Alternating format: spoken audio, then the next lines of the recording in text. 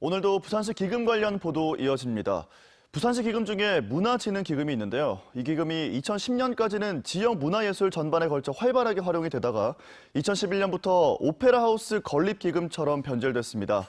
부산시는 이맘때부터 아예 출연금도 내지 않고 방치하다시피 하고 있습니다. 조수환 기자의 보도입니다. 오페라 하우스 건립 현장입니다. 1,800석 규모의 대극장과 소극장이 들어섭니다.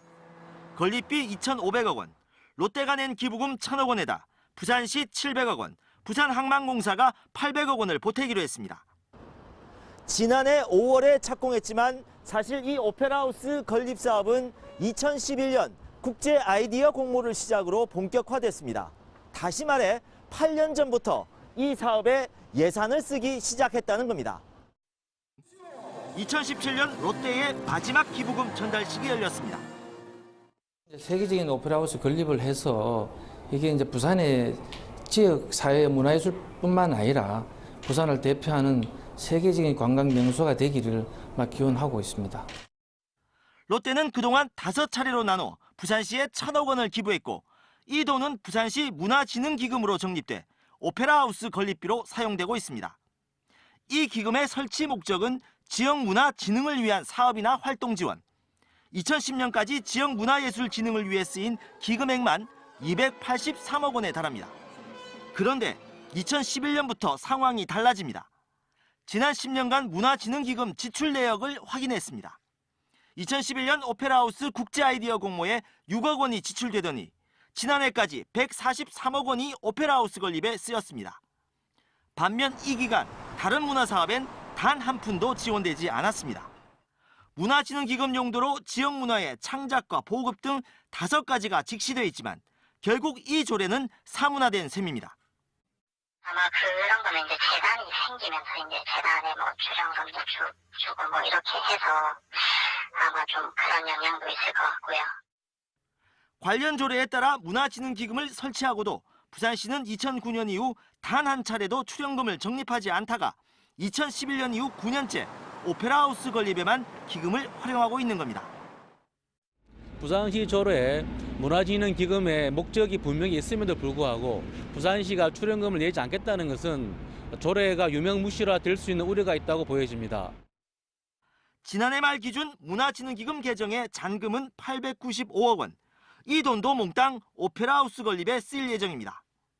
문화진흥기금이 오페라 하우스 건립기금으로 변질된 셈입니다. 이에 대해 부산시는 지역 문화예술 지원은 부산문화재단을 통해 차질 없이 진행하고 있다고 밝혔습니다. MBC 뉴스 조수아입니다. 주로 항공 촬영에 활용되어 오던 드론이 진화를 거듭하고 있습니다. 해양 탐사를 위한 고성능 드론이 국내에선 처음으로 개발돼 시범 비행에 성공했습니다. 박준호 기자가 취재했습니다. 1.5m 길이의 소형 비행 드론입니다. 비행기처럼 생겼지만 양쪽엔 4개의 회전 날개도 달려 있습니다. 회전 날개가 힘차게 돌아가면서 비행 드론도 수직으로 날아오르기 시작합니다. 한국해양과학기술원이 국내 최초로 개발한 해양 탐사 전용 하이브리드 비행 드론입니다. 일반적인 드론 비행 시간은 30분 안팎이지만 이 하이브리드 드론은 2시간 이상 운항할 수 있습니다. 1.8리터의 연료를 탑재할 수 있어 부산에서 경남 거제까지도 왕복 운항이 가능합니다. 9kg에 불과한 동체지만 시범 운항 과정에서 시속 110km까지 속력을 냈습니다. 원거리에 있는 목적지라고 하더라도 지정을 해주고 자동에 의한 비행에 의해서 100km 이상도 현재 운영이 가능합니다. 해양과학기술원은 비행 드론에 맞춤형 전문 카메라를 설치한 뒤 선박 감시와 해양 탐사 등에 투입할 계획입니다. MBC 뉴스 박준호입니다. 올해부터 무상급식이 고등학교까지 확대가 됐습니다. 여기에 필요한 예산 구의회에서 처리를 해줘야 되는데요. 그런데 합당한 이유도 없이 그저 자존심이 상한다며 구의원들이 예산 처리 절차를 무산시키는 황당한 일이 벌어졌습니다. 현지호 기자입니다. 무상급식 지원에 적극 동참하라. 부산진구 의회 앞에 학부모 20여 명이 모였습니다. 당연히 된다고 생각했는데 국가가 해줄 거라고 생각했는데 구청에서 예산 지원이 안 된다고 하니까 다들 좀 불안해하고 있는 상황입니다. 무슨 일일까? 지난 22일 부산진구의회 행정자치위원회 임시회가 열립니다. 올해부터 무상급식이 기존 초중학교에서 고등학교 1학년까지 확대되면서 구청의 급식비 지원 예산의 근거가 되는 조례 개정안의 통과 여부를 결정하기 위해서였습니다. 구의원 5명 중 3명이 찬성하면 조례 개정안의 통과가 이뤄지는 상황. 결과는 찬성 2, 반대 3이었습니다. 반대표를 던진 건 자유한국당 의원 2명, 더불어민주당 의원 1명입니다. 급식비 예산의 근거가 되는 관련 조례 개정안을 이번에 구의회가 준비했는데 구청에서 다시 마련해와야 한다는 게 반대 이유였습니다. 처음 사무대로 올라왔을 때 의원이 올렸으니까 이걸 부결시키면 자존심 상하니까 보류를 시켰습니다. 이런 부분으로 돈 80몇 억을 그 상임위원장이 이렇게 제시하는 거는 조금 모양새도 안 맞으니까. 문제는 조례 개정안을 누가 만들든 사실상 내용에는 별 차이가 없다는 점입니다. 구의회가 구청과 불필요한 기싸움을 벌이고 있는 겁니다. 결국 비판 여론이 확산되자 부산진구의회는 부랴부랴 조례 개정안을 통과시키겠다고 밝혔습니다. MBC 뉴스 현지입니다. 다음은 오늘 아침 신문 살펴보겠습니다. 먼저 부산일보입니다. 원아시아 페스티벌 서부산행이 검토되는 가운데 기대 반 걱정 반이라는 소식입니다. 메인 행사 3개 가운데 2개를 지역 문화 갈증 해소 차원에서 이전을 검토한 가운데 많은 난관이 예상된다는 지적인데요. 전문가들은 무리한 개최로 공연 수준이 하락하거나 축제의 정체성이 불분명해지진 않을지 우려하고 있다고 합니다. 11면의 기사 살펴보시죠. 부산의 베네치아로 불리는 사하구 장림포구 일대 부네치아가 썰렁한 모습이라고 합니다. 100억 원가량의 예산이 투입됐지만 하루 방문객은 50명도 안 된다고 하는데요. 교통과 관광 인프라가 부족한 상황입니다. 사하구청은 육성 사업을 발굴해 생태 관광 벨트를 구축하겠다는 입장입니다. 자, 국제신문 8면으로 넘어가 보시죠. 여대생 살인 사건을 겪은 대연 일동에서 파출소를 만들어달라는 주민 요구가 일고 있습니다. 원룸총 형성에 치안 불안이 고조되고 있는 상황인데요. 대연 일동 주민자치위원장과 통장협의회장 등은 주민 서명을 받은 뒤 치안센터의 파출소 승격을 부산경찰청에 공식 요구할 예정입니다. 관할 남부경찰서 측은 종합적으로 논의하겠다는 입장입니다. 자, 마지막으로 신면 기사 살펴보시죠. 중동구를 통합하자는 현수막이 붙었다고 합니다. 전임 동구청장이 포함된 동구발전협의회가 동구청 앞에 일주일가량 현수막을 걸었는데 내년 총선을 앞두고 보수 결집을 위한 의도가 숨어 있다고 신문은 분석하고 있습니다. 중동구 통합은 우리 구민이 꼭 이룬다는 내용인데요. 북한 오페라하우스 행정구역을 둘러싼 갈등도 통합설 제기에 영향을 주는 것으로 해석하고 있습니다. 지금까지 아침신문 살펴봤습니다. 이번 주는 맑은 하늘 보기가 어렵습니다. 주말을 하루 앞둔 오늘도 흐린 가운데 우산을 챙겨 나가셔야겠는데요. 현재 동쪽 지역을 중심으로 비가 내리고 있는 가운데 부산 곳곳에서도 약한 빗방울이 떨어지고 있습니다. 아침까지 비가 오다 소강 상태에 드는 곳이 있겠지만 이 비는 오늘 밤까지 오락가락하겠는데요. 예상되는 비의 양은 5mm 내외로 많지 않겠습니다. 이번 비는 찬 공기를 몰고 왔습니다. 해안을 중심으로 바람까지 강해서 주 초반보다 오늘은 더 쌀쌀하게 느껴지겠습니다. 아침 기온은 예년 이맘때 수준과 비슷하지만 한낮 기온은 15도 선에 머물겠습니다. 지난 월요일 낮 기온에 비한다면 무려 7도가량이나 낮겠습니다. 한 주 안의 기온 변화가 매우 큰 만큼 옷차림 잘하셔야겠습니다. 경남도 오늘 아침 기온이 어제보다 3도에서 5도가량 낮게 시작하고 있습니다. 한낮 기온 양산 17도, 창원 14도로 예상되고요. 울산은 12도 선에 머물며 어제보다 5도 이상 기온이 떨어지겠습니다. 남해와 동해상에는 바람이 아주 강하게 불고 있습니다. 동해상에는 풍랑주의보가, 남해상에는 풍랑예비특보가 내려진 가운데 물결은 최고 4m까지 매우 높게 일겠습니다. 주말인 내일은 오랜만에 맑은 하늘이 드러나겠습니다. 다만 찬바람이 다소 강하게 불겠고 낮 기온도 예년 수준보다 낮겠습니다. 일요일에는 산발적으로 빗방울이 떨어지는 곳이 있겠고요. 다음 주에도 비 소식이 있는 가운데 점차 따뜻한 봄 날씨를 되찾을 전망입니다. 날씨였습니다. 다음은 오늘 부산에서 열릴 각종 행사들 정리했습니다. 투데이 부산입니다. 2019 광안리 어방축제가 오늘부터 28일 일요일까지 광안리 해수욕장 일원에서 열립니다. 어방 마당극, 수문장 교대식, 경상 좌수사 행렬 등의 전통 문화를 재현하고 윈드서핑과 맨손 헐어잡기 등 체험형 행사도 가질 예정입니다. 또한 뮤지컬 어방과 함께 밤에는 해변에서 영화를 감상할 수 있는 비치 시네마도 열립니다. 제9회 감천문화마을 골목축제가 오늘부터 28일 일요일까지 감천문화마을 일원에서 열립니다. 별 하나의 추억, 별 하나의 감천이라는 주제로 열리는 이번 축제는 오늘 오후 5시 개막식을 시작으로 풍선 퍼레이드, 페스티벌 어워드, 전시 공연 등 체험 행사와 부대 행사가 마련될 예정입니다. 제14회 중증장애인 행복한 세상 나들이 행사가 오늘 오전 11시 화명생태공원에서 열립니다. 장애인과 가족, 자원봉사자 800명이 화명생태공원에서 야외 활동을 하며 행복한 하루를 보낸다고 합니다. 어르신들의 사회 참여를 유도하고 친목을 도모하기 위한 제27회 노인 민속경기대회가 오늘 오전 9시 반 강서 노인종합복지관에서 열립니다.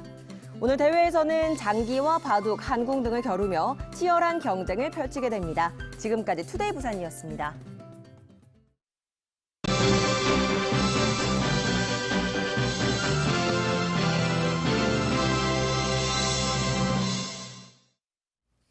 부산 경제계를 주요 산업과 업종별로 돌아보는 기획보도. 오늘은 지역 주력 산업의 근간을 이루는 화학업종의 역사와 현재를 짚어봅니다. 민성빈 기자입니다.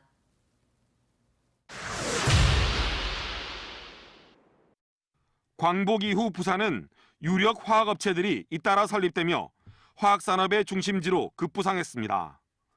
조강 페인트와 제비표 페인트, 광명잉크와 태화고무장갑, 크린랩 등 부산 기업들은 제품마다 히트를 치며 성장을 거듭했습니다.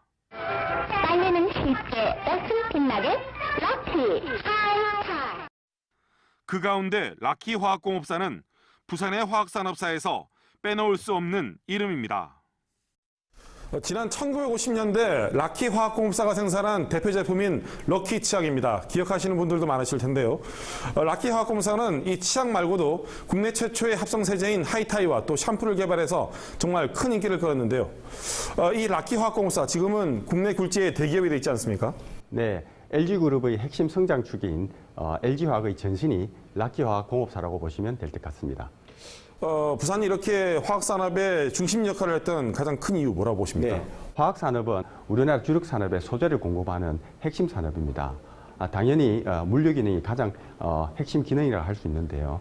부산이 당시에 항만 경쟁력부터 교통물류 중심지로서의 부산의 경쟁력이 부산이 화학 중심의 메카로 성장하는 원동력이 되지 않았나 생각합니다. 부산 지역의 화학산업체 수는 380여 곳, 종사자 수는 13,500여 명으로 부산 전체 제조업에서 10% 정도의 비중을 차지하는 큰 산업입니다.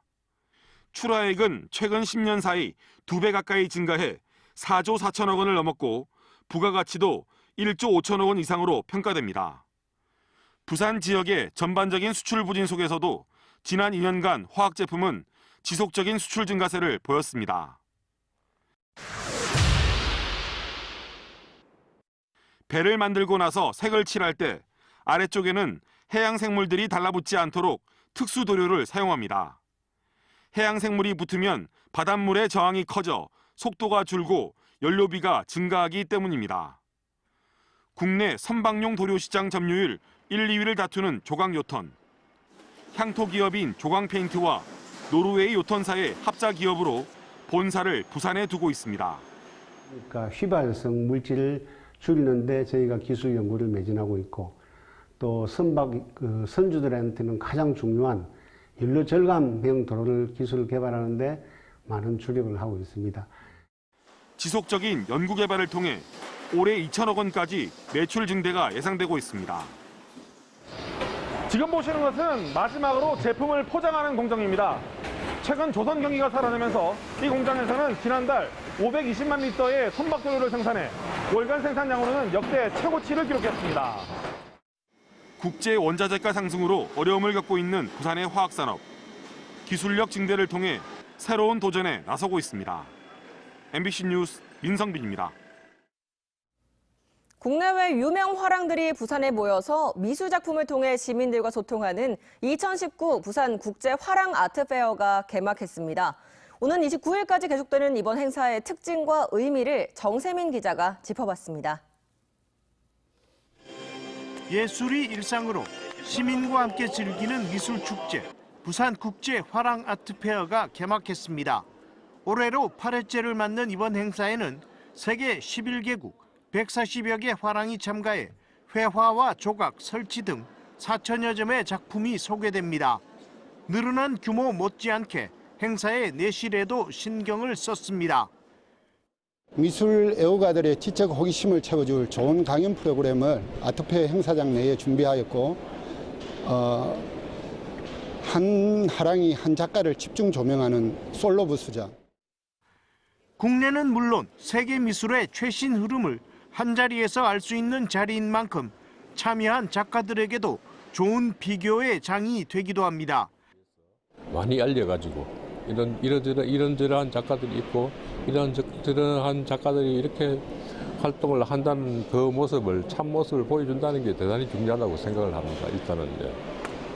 특히 부산 경남 지역의 20, 30대 젊은 작가들에게도 참여의 기회가 제공돼 행사의 의미를 더하고 있습니다. 정말 영광스럽게 생각하고 열심히 준비를 했고요. 그리고 저 말고도 청년 작가들이 정말 많이 있기 때문에 이제 이런 기회가 더 많아지고 모두에게 이런 기회가 주어졌으면 하는 바람이 있습니다. 오는 29일까지 계속되는 이번 행사는 행사 기간 시립미술관으로 가는 셔틀버스를 운영하며 전시 작품에 대해 설명하는 도슨트 프로그램도 운영해 시민들의 참여와 이해를 더욱 높일 것으로 기대됩니다. MBC 뉴스 정세민입니다.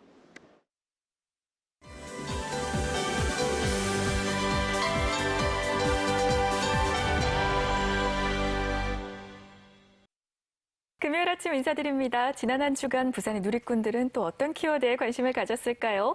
부산 공감지기 송군과 함께합니다. 어서 오세요. 네, 안녕하십니까. 공감지기 송군입니다. 네, 첫 번째 키워드입니다. 서면에 나타난 아이언맨. 네. 얼마 전에 마블 영화가 개봉을 했잖아요. 네, 어제 했어요. 사전 예매율이 97%가 넘었다고 하더라고요. 네네. 근데 서면에 아이언맨이 왜 나타났을까요? 맞습니다. 많은 분들 기대하셨던 마블 영화 개봉했잖아요. 네. 지난주에 서면에 마블 히어로 아이언맨이 나타나서 많은 분들이 깜짝 놀랐습니다. 아, 지금 나오는 영상이죠? 네, 맞습니다. 어머나, 단순히 인형탈을 쓴 게 아니라 진짜 로봇처럼 분장을 했어요. 네, 맞습니다. 인형탈이 아니라서 많이 좋아하셨던 것 같고요. 네. 자세히 보니까 인근 상가 홍보를 위한 코스튬이었던 걸로 확인됐습니다. 아, 그렇구나. 네. 참 사장님이 센스가 있으시네요. 네, 보통 뭐 인형탈 쓰거나 뭐 그런데 이거 보고 또 네티즌들께서 저거 하나 사라 네. 이런 댓글도 있었고요. 같이 사진 찍고 싶다라는 댓글이 참 많았는데요. 한 분께서 사진 찍어도 돼요라고 물어봤더니 전단지를 주시면서 고개를 끄덕이셨다고 하네요. 전단지를 받아야지만 네. 사진을 찍어준다. 네네. 참 잘하고 계시는 것 네, 같은데요. 한편에서는 또 무서워서 피해갔다는 분도 계셨고요. 네. 아까 본 사람이다라는 댓글이 잘 많았어요. 그렇군요. 아니 요즘 날이 점점 더워지고 있어서 너무 저 탈을 쓰고 있기에는 덥지 않을까라는 걱정이 듭니다. 네네. 진짜 아이언맨 슈트라면 안에서 에어컨도 나오겠죠. 자, 두 번째 키워드 만나봅니다. 네. 아달이에요. 아달. 이거는 좀처럼 감이 안 와요. 뭐죠? 네, 바로 아침 달리기의 줄임말인데요. 구서초등학교에서는 매일 20분간 자율적으로 걷거나 뛰는 프로그램을 하고 있다고 합니다. 네. 그거를 줄여서 아달이라고 한다고 하네요. 아, 그렇구나. 안 그래도 요즘 우리 아이들 실외 활동이 너무 적다라는 걱정이 있는데 네네. 아침 달리기 이거는 괜찮은 프로그램인 것 같습니다. 네, 댓글에도 그런 반응이 많았는데요. 우리 학교도 했었다. 건강 달리기 재밌겠다라는 댓글 많았고요. 네. 초등학교 다닐 때 했는데 다른 학교도 시행 중입니다. 그리고 전에는 반 정도만 했는데 이렇게 다 같이 뛰는 모습 보니까 보기 좋네요라는 댓글이 있었어요. 네. 마지막으로 미세먼지만 없었으면 좋겠어요라는 댓글이 있었습니다. 아, 마지막 댓글이 참 마음이 갑니다. 네네. 그러게 우리 아이들 미세먼지 걱정 없이 언제쯤이면 실외 활동을 마음껏 할 수 있을까요? 오늘 마지막 키워드입니다. 부산역 지하통로, 이게 그러니까 KTX 부산역에서부터 네네. 지하철도 부산역까지 연결이 되는 그렇습니다. 거잖아요. 드디어 개통을 하나 봐요. 네, 드디어 이제 30일이면 개통을 한다고 알려져 있는데요. 네티즌께서 이렇게 개통이 된 뚫려 있는 모습을 제보를 해주셨어요. 저는 무엇보다도 무빙워크가 눈에 들어와요. 네, 맞습니다. 이 부산역 지하통로는 사실 2013년에 계획이 돼서 네. 14년도 개통이 목표였거든요. 근데 부산역 광장에서 진행 중인 공사가 좀 많았기 때문에 개통이 계속 미뤄지면서 올해 마침내 개통하도록 되었습니다. 그렇군요. 네티즌들은 어떤 반응 보였나요? 아마 똑같이 똑같은 이야기일 것 같아요. 이제 지하철 네. 타기 쉬워졌다라는 댓글이 제일 많았고요. 진짜 발에 왔다. 짐 들고 올라가기 죽을 뻔했다라는 댓글도 많았습니다. 맨날 공사하더니 드디어 개통이군요. 라는 댓글도 참 많았습니다. 그러니까요. 자, 이제 모든 분들 너무 걱정 없이 큰 짐 가지고 오셔도 될 것 같습니다. 네. 어떻게 보면 부산역은 우리 많은 분들이 부산을 처음 접하는 얼굴이잖아요. 맞습니다. 예. 좋은 기억들 가득 안고 돌아가셨으면 좋겠네요. 자, 이렇게 해서 부산 공감지기 송근과 함께 지난 한 주간의 키워드 알아봤습니다. 고맙습니다. 네, 감사합니다.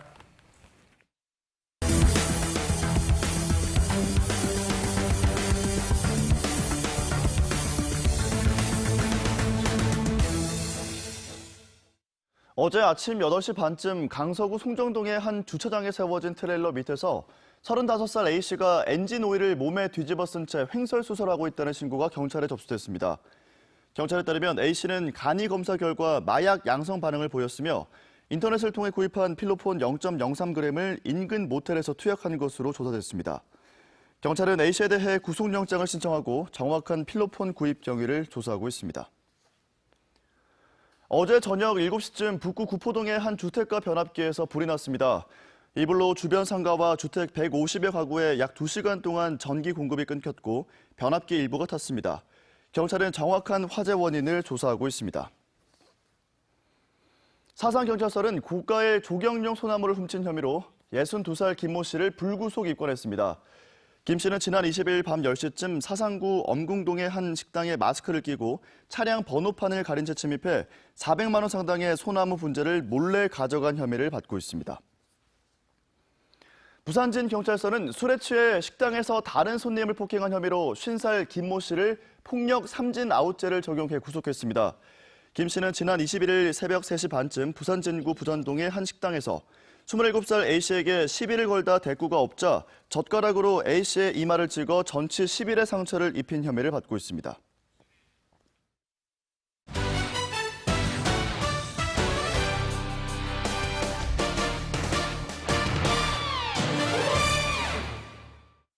프로축구 부산 아이파크가 K리그2에서 베스트 팀과 베스트 경기에 2회 연속 선정됐습니다.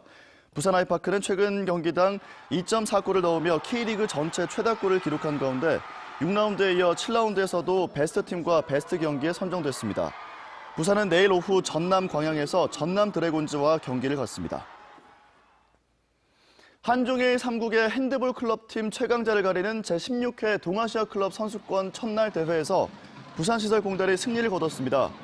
부산시설공단은 어제 인천 도원체육관에서 열린 대회 첫날 여자부 중국 장수와의 경기에서 27대 24로 승리했습니다. 해리 해리스 주한 미국 대사가 부산 MBC 창사 60주년을 축하하기 위해 어제 밀락동 사옥을 방문했습니다. 해리 해리스 대사는 이희길 사장과의 만남에서 민방의 효시사인 부산 MBC의 과거와 현재에 대한 설명을 듣고 북한 시대를 준비하는 지역 공영 방송사에 대한 기대감을 표시했습니다. 어제 방문에는 다니엘 게닥트 주 부산 미국 영사와 변정환 수석고문, 김진경 통역사 등 수행원 10여 명이 자리를 함께했습니다.